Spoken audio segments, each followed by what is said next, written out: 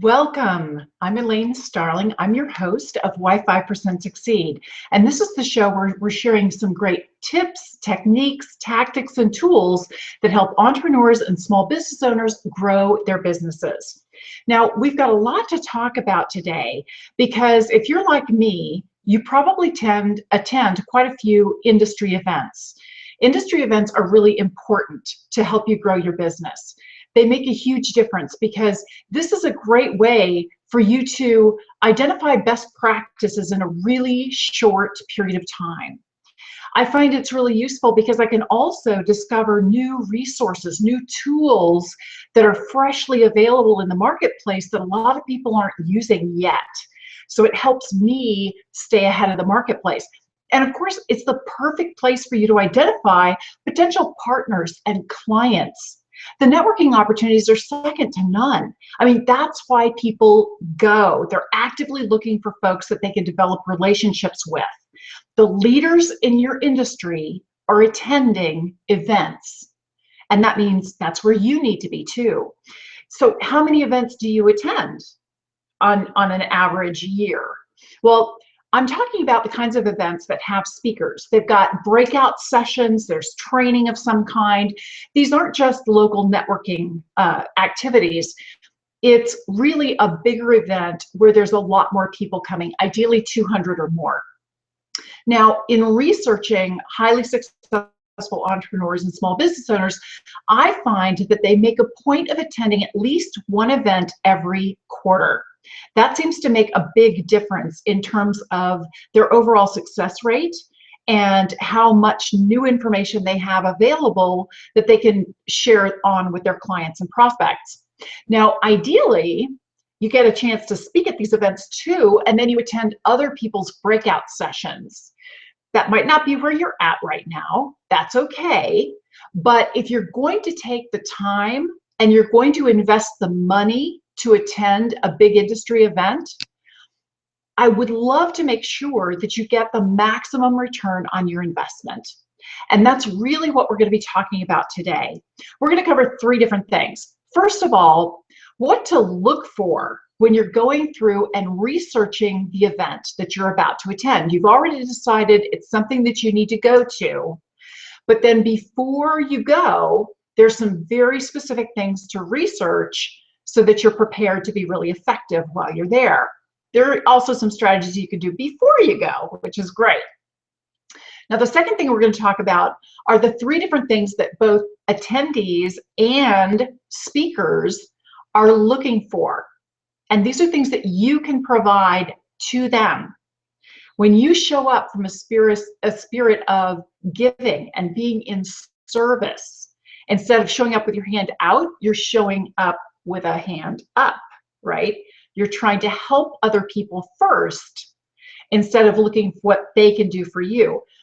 This is what we're going to talk about because there are several different things you can do. You might not be aware of it, but you have way more value than you realize. And when you come in and you enter a relationship providing value from the very beginning, it just sets you at a whole different level than the majority of people who are there at the event, working the event. And then the third thing we're going to talk about are the 5 legacy leadership behaviors that really maximize your return on investment. I want to make sure that you get the most you can out of every single event you attend. So we're going to go through all 5 of those behaviors. Well, let's back up for a minute and start with the research. I'm about to attend the New Media Expo in Las Vegas. It was formerly called Blog World. It's for people who have blogs, who have podcasts, or who have a video show of some sort. And they're interested in really understanding how to leverage that, what tools and resources are available, best practices for growing your audience and really serving your audience at a high level, how to attract sponsors, all that sort of thing is going to be covered at this event. And I hope I get to see you there too. Well, I wanted to talk a little bit about how I actually research the event ahead of time. So the first thing you want to do is review the event schedule. You want to identify some specific breakout sessions that are of interest to you. And I like to do that ahead of time, of course, when I'm deciding if I'm going to attend the event at all. But then I review that at least 3 days prior to leaving for the event. Why? Things change. You know, speakers have last minute emergencies, they can't make it. There's a new topic that's available.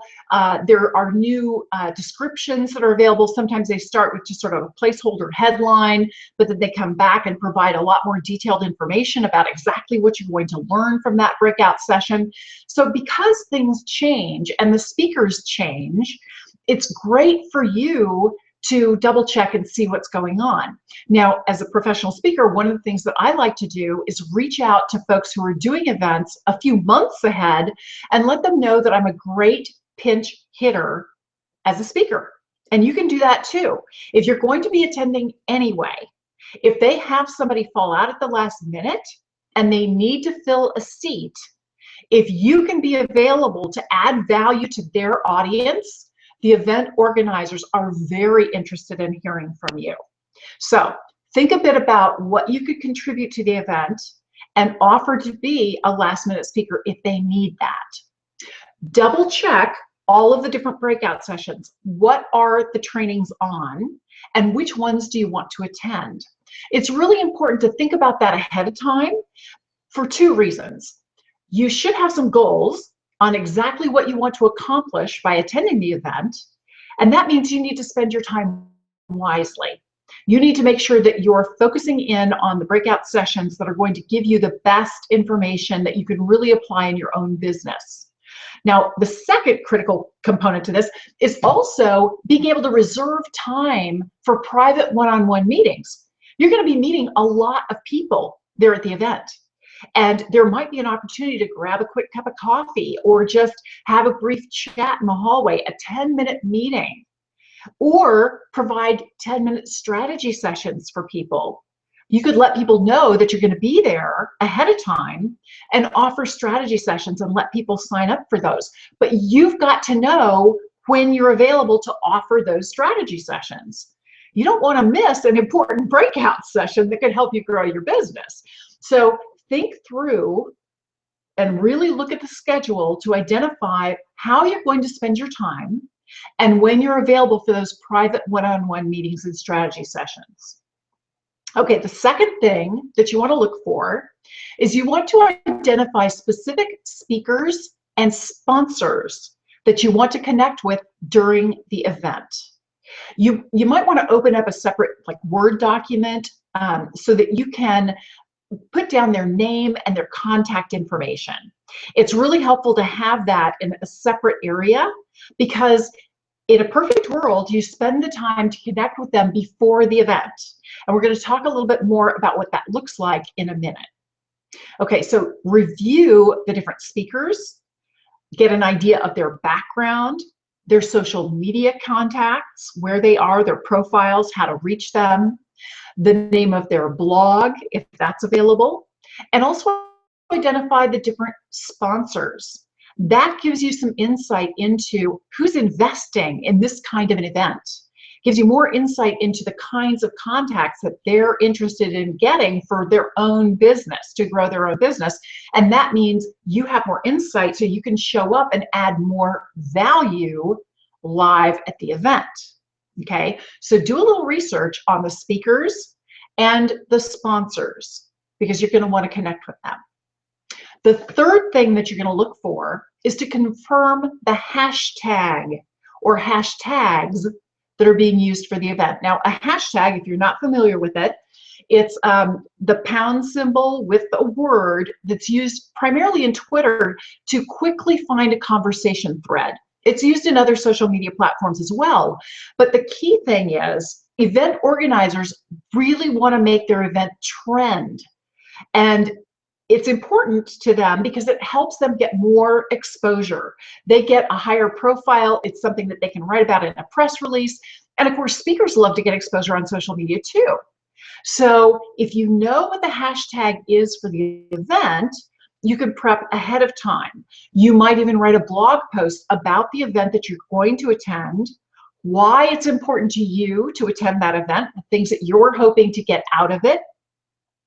And of course, the more you talk it up and you talk up the different speakers that you're looking forward to meeting and the different sessions you're planning to attend, it really helps you create a platform to talk about the event and talk about the speakers. Use that hashtag before you go. Okay, we talked for a second about your goals for the event.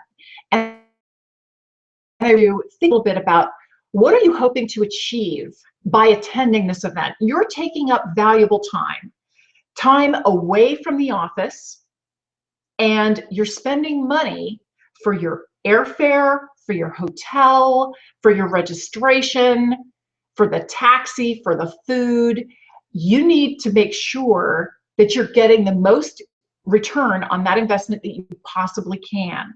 So it's important that you identify some very specific goals for yourself before you go. Now, some of the goals that I encourage people to make, the first one is, how many different contacts do you really want to make while you're there? And be clear about what that means to you. Is that just collecting a business card? Is that a contact? Or is it having a specific strategy session or scheduling a strategy session with someone while you're at the event? How many of those do you want to complete or accomplish during this event? Secondly, what kinds of tools and resources would really be useful in your business? What would you like to find? Like I said, industry conferences are a nexus point for valuable information, insights, tools, and resources. So have a clear idea of where you're trying to automate your business or systemize what's going on. Maybe there's an app that would really be useful. If only you could figure out how to take pictures of business cards and immediately stick it into your autoresponder. Yes, there are apps that do that.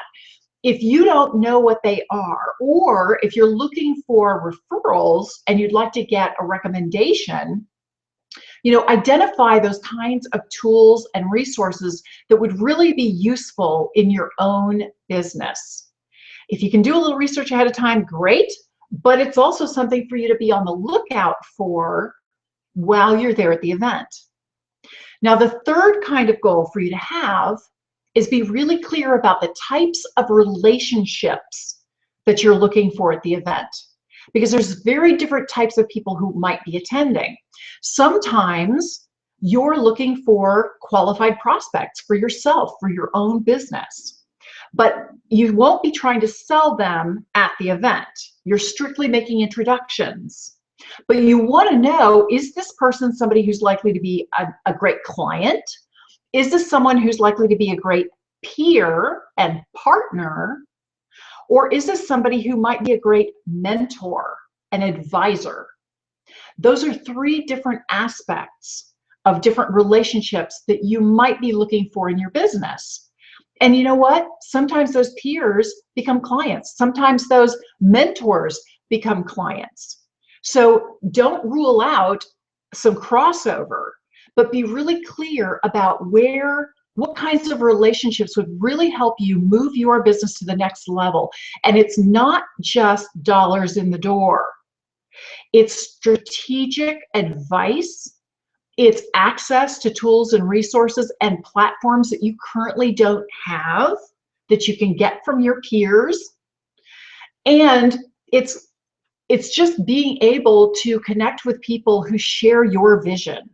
It's amazing how much energy you get for running your own business just by being around people who are so passionate that they take time away from their office to be there, to learn, to grow, to sharpen the saw, just like you. Really, really powerful to attend those events. Now, it's so important that you know exactly what you're shooting for, because then you're much more effective at actually getting it. So one of the things I want you to do is write your goals down. Be really specific about exactly what you want to accomplish, how many contacts you want to make and how you're defining a contact, the kinds of tools and resources that you're looking for, and the types of relationships you're looking for. Okay? Then review those goals periodically throughout the event, every single day, like 3 times a day for each day of the event, because that will help you stay on track. It will help you stay focused. It'll make sure that you actually take action to achieve those goals. So How are you going to achieve those goals? Well, the next thing to think about are the three different things that both attendees and sponsors are looking for from the event, okay? The first thing that attendees and speakers are looking for are great connections, just like you. They need relationships with qualified contacts. Remember, they're looking for qualified clients, they're looking for great peers, and they're looking for great mentors, just like you. So think about yourself as being a really valuable resource, because it's not just you. You may or may not be a good connection for them, but more importantly, you've got a network. You've got a huge network of people, and you might know somebody else who's a really great fit. Again, show up with that desire to serve, and it's just amazing how many doors will open for you. So one of the things I love to ask people when I first meet them, I love to say, so who's your ideal client and what makes them a great fit for your business? Just getting that level of clarity, sometimes saying it back to them in a slightly different way, helps them refine their unique sales position, helps them refine how they present themselves. It differentiates me, because that's one of the things I'm really good at, is helping people express themselves clearly. It's showing interest in other people. And when you're interested in somebody else, that's when they become interested in you. So attendees and speakers, first and foremost, they're always looking for great connections. So how can you be of service to them and help them find those great connections? Now, the second thing that every single attendee and speaker is looking for is exposure. They want to build their platform. They want to get access to more people, and they want to be represented as a really valuable resource to their ideal prospects. So what are some things that you might do to help this new person that you just met, some attendee or a speaker? How could you help them get more exposure? I have a few ideas for you. You could write a blog post about them and then link to their website. And you know what? You might even save a little bit of time, because you could talk to them and say, do you have a really popular blog post? I think it could be of interest to my audience. I'd like to review your blog post and then link to it so that you can get some extra exposure to my audience. Would that be helpful to you?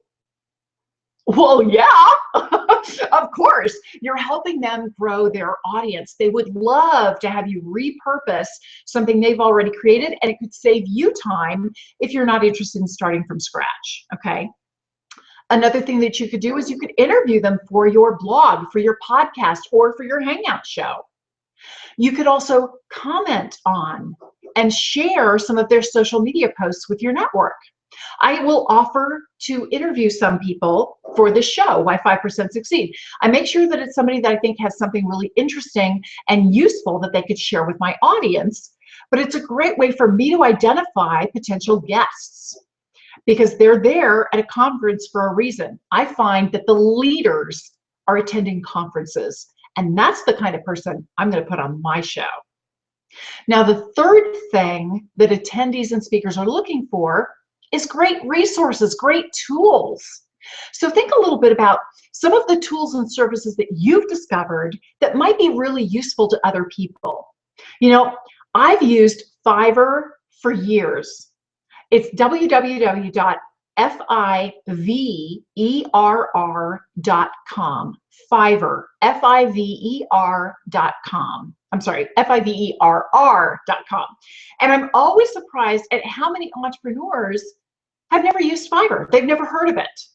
Well, Fiverr is a very cool resource, something I highly recommend to everybody. It's a website where you can find people who will do things for you at an entry-level price of $5. It could be something like design a logo or a book cover or even a very fundamental website. It's amazing all the different kinds of things that people will do for you on Fiverr. I got a logo created there. I got my theme music created there.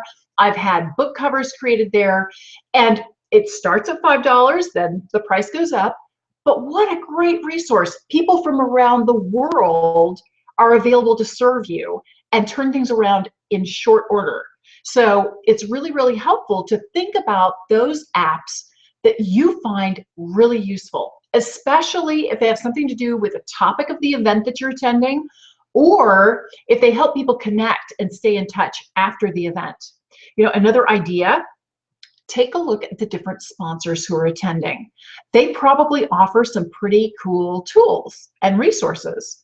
Well, take a look at some of the others in that space and see what some of the reviews are.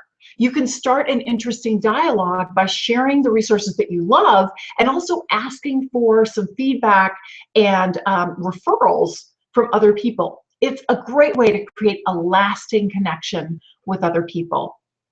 Now, I work with entrepreneurs and small business owners who really want to be legacy leaders. And you know that you're a legacy leader when you consistently share your point of view and you use your voice to help others. Obviously, you attend professional meetings and conferences at least one a quarter. You probably speak at quite a few of them too. You've got a broad network of contacts, both professional and personal, and you're really good at staying in touch with people. You serve on a professional or a nonprofit board, or maybe you're about to, you want to, or you've written a book, or you're planning to write a book. You speak on stages, you hold webinars, or you're trying to figure out how to do that. You speak about your business in terms of the client benefits first, not just what you do.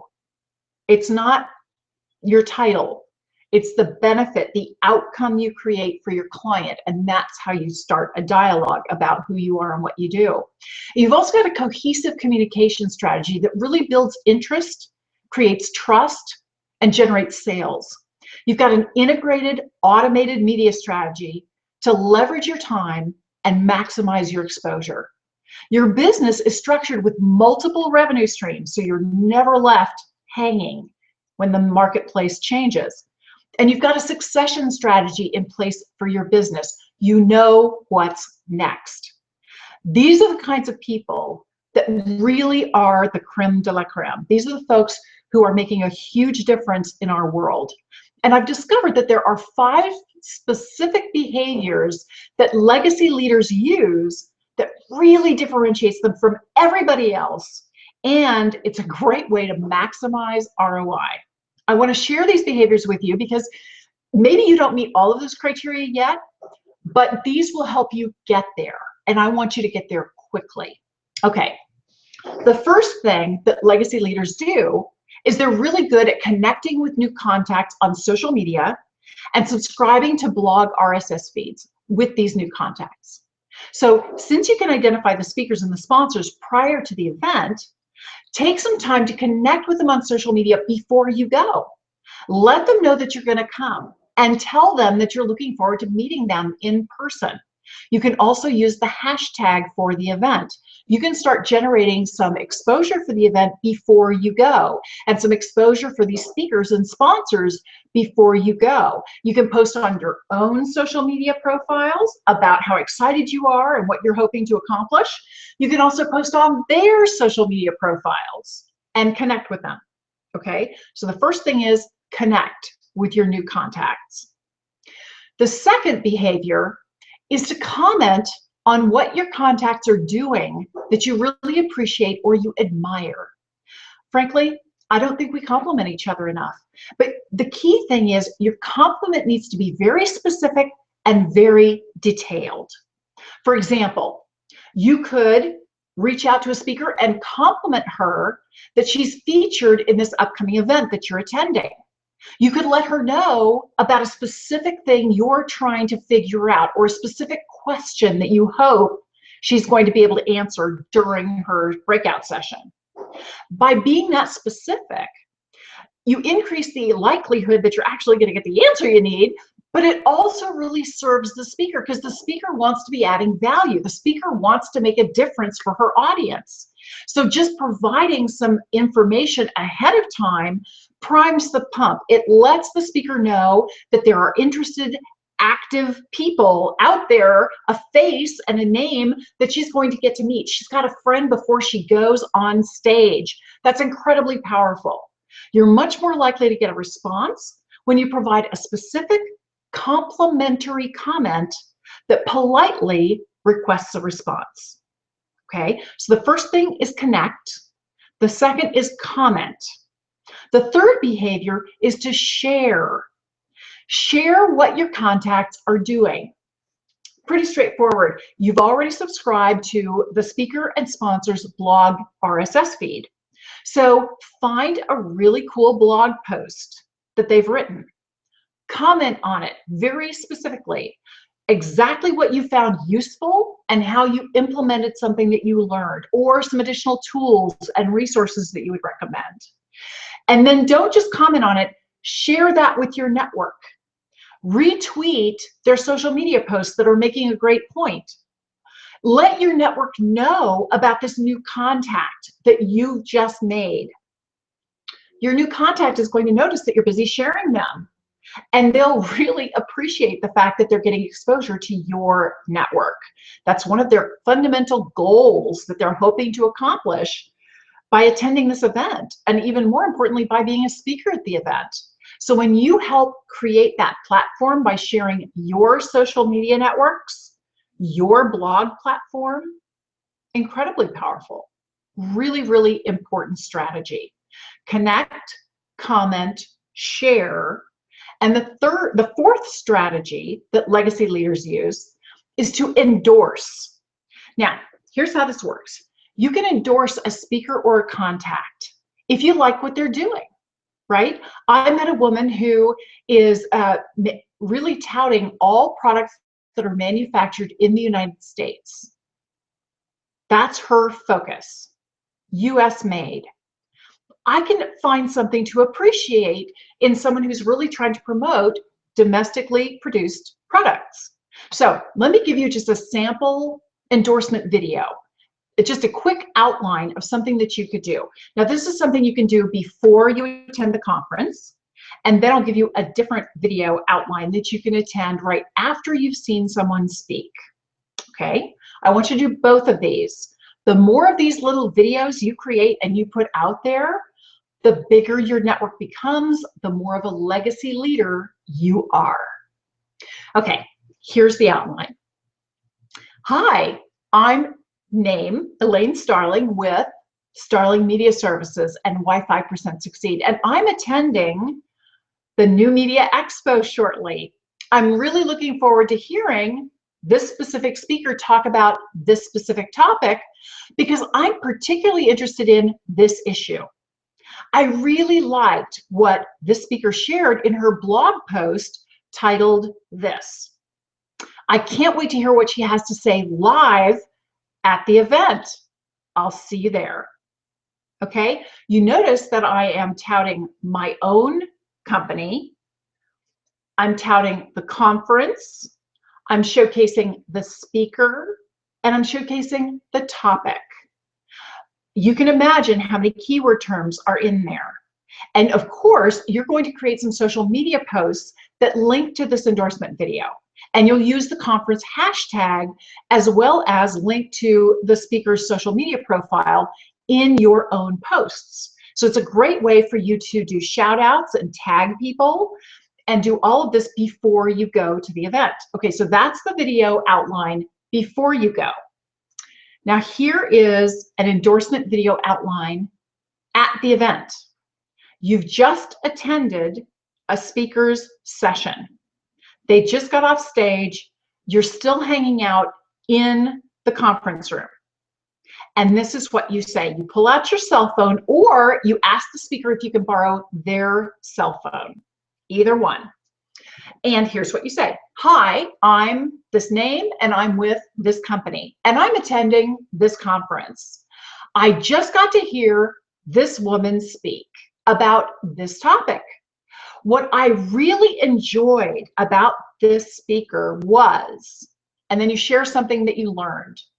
I can't wait to apply this in my own business.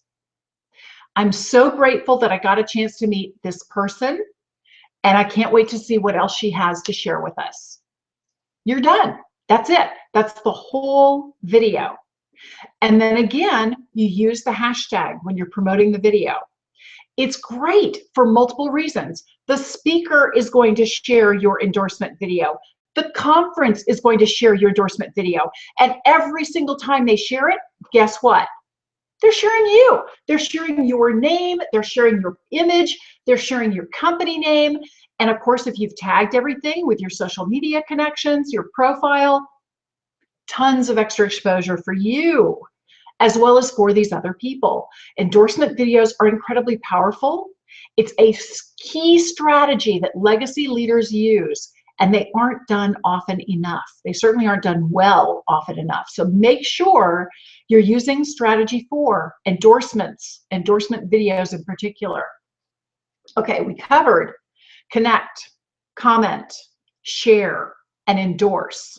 Let's look at the 5th action that legacy leaders do. They take action. They take action with their new contact. There are 3 different things you can do.